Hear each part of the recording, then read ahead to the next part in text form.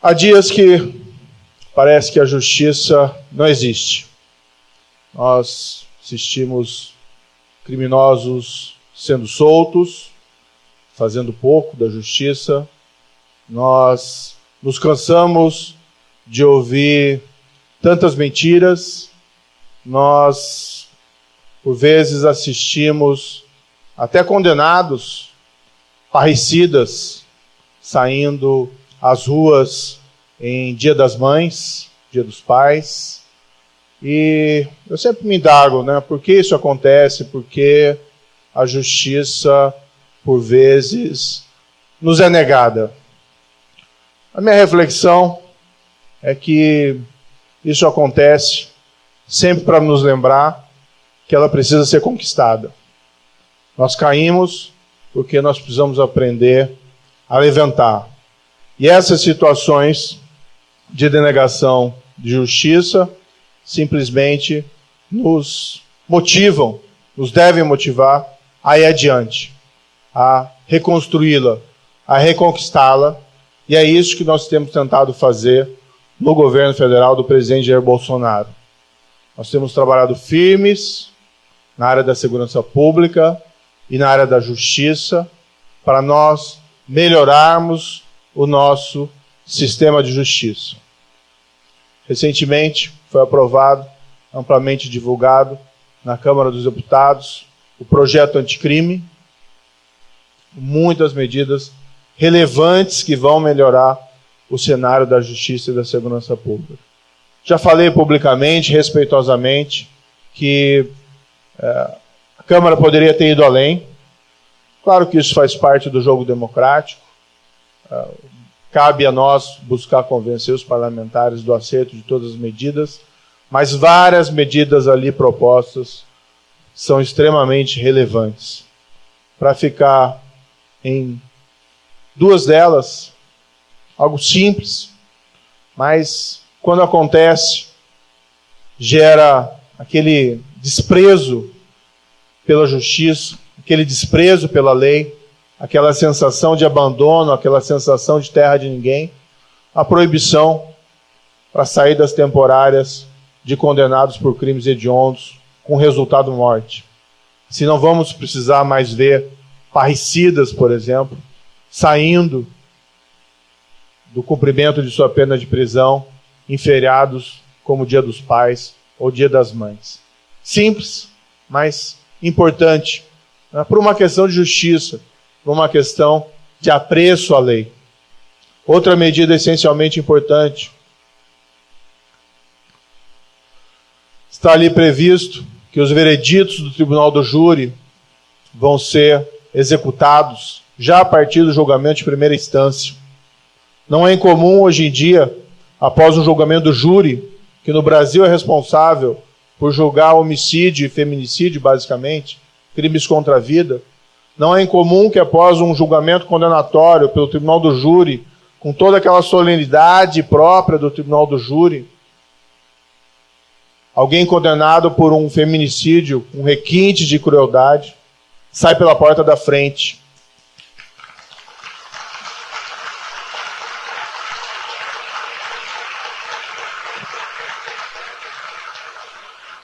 Se duvidar, capaz ainda de encontrar os jurados na saída, de dividir um transporte público com a testemunha daqueles crimes.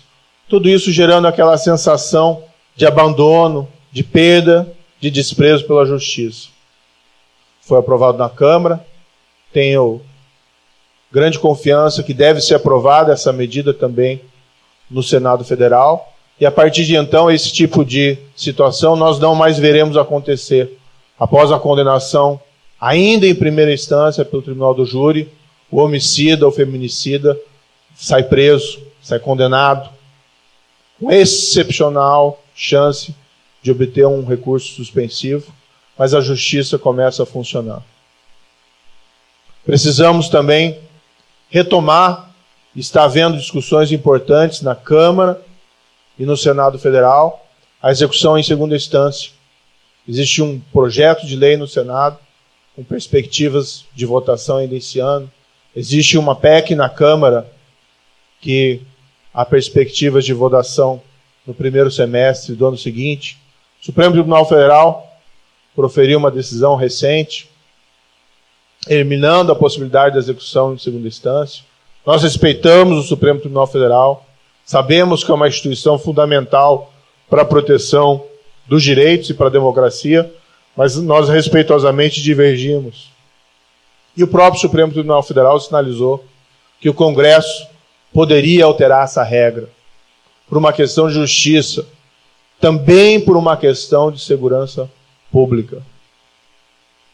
Nós pensamos muitas vezes de corrupção, e é relevante, nós temos processos efetivos, de fato, contra a corrupção, mas isso vale em relação à criminalidade em geral.